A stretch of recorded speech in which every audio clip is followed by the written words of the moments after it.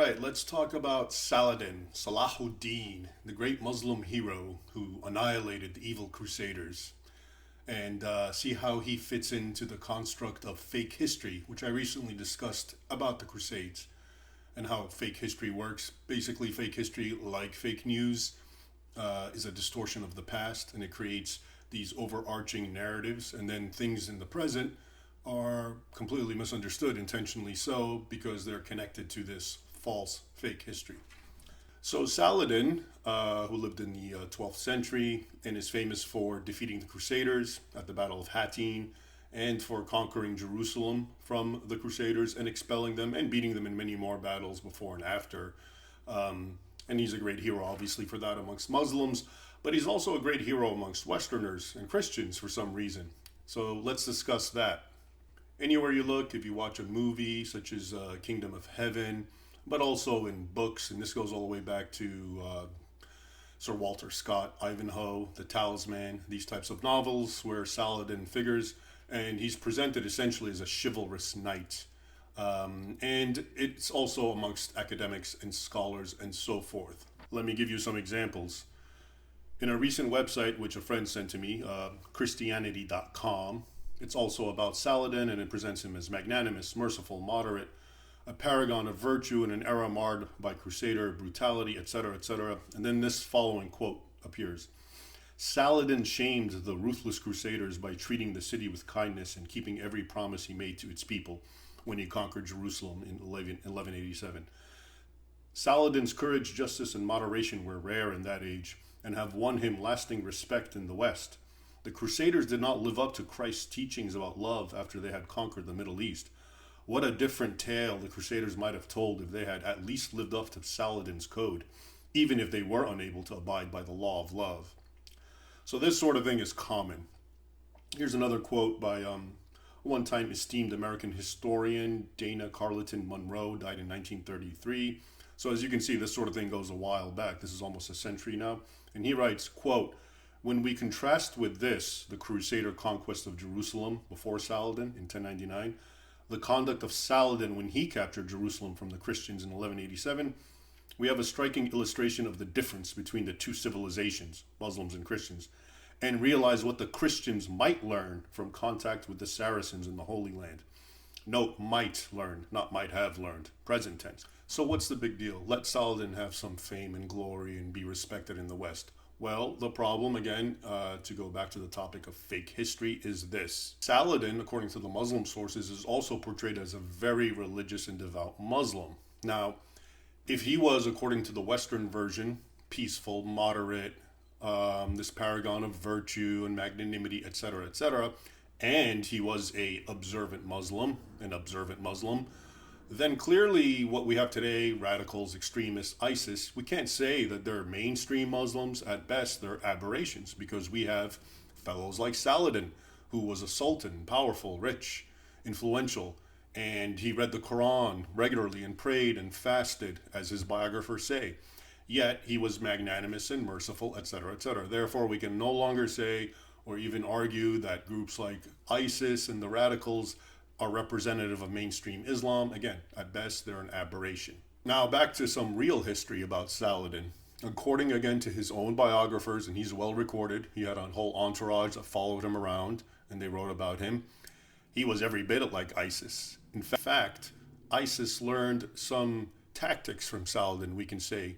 The famous choreographed videos of them with Christians, Copts, Ethiopians, and anyone, victims in front of them in the orange jumpsuits where they stand behind them, knock them over, pull their heads back, and carve their heads off. That was straight from Saladin's playbook. At the Battle of Hattin, that's exactly what he did.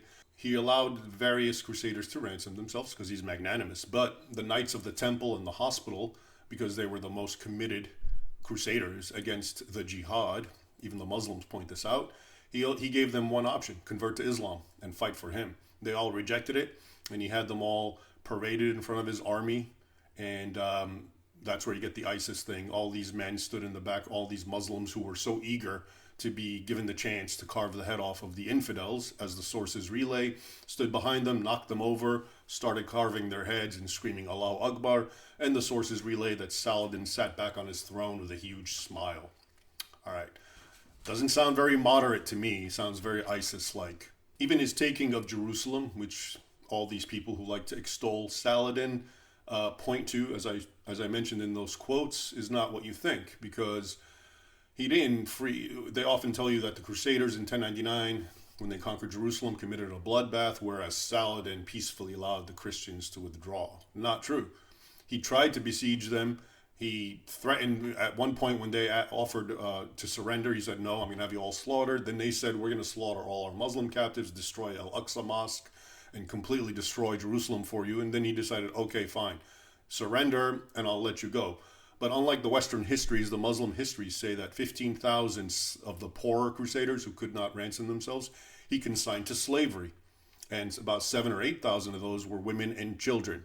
And once again, we have to turn to the Muslim eyewitness accounts to see what really happened there. So, for example, Muhammad al-Isfahani, one of Saladin's entourage, who was there at the capitulation of Christian Jerusalem, he wrote, quote, "Women and children together came to 8,000, and were quickly divided up among us as slaves, bringing a smile to Muslim faces at their lamentation."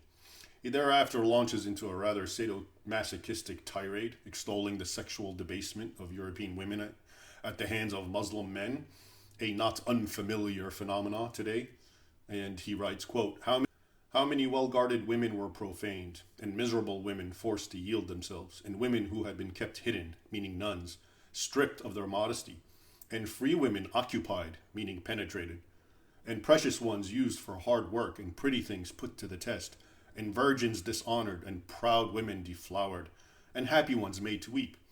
So that's what really happened in the Arabic chronicles of the time, written by eyewitnesses. Meanwhile, you hear, of course, of the wonderful, magnanimous Saladin. And we can go on and on. Saladin's retirement dream was essentially after he hoped to evict the Crusaders entirely from the Holy Land, and he nearly succeeded, but didn't. And his retirement dream, if he succeeded, was to wage jihad on Christian Europe until, quote, "There shall not remain on the face of this earth one infidel in Allah, or I will die in the attempt."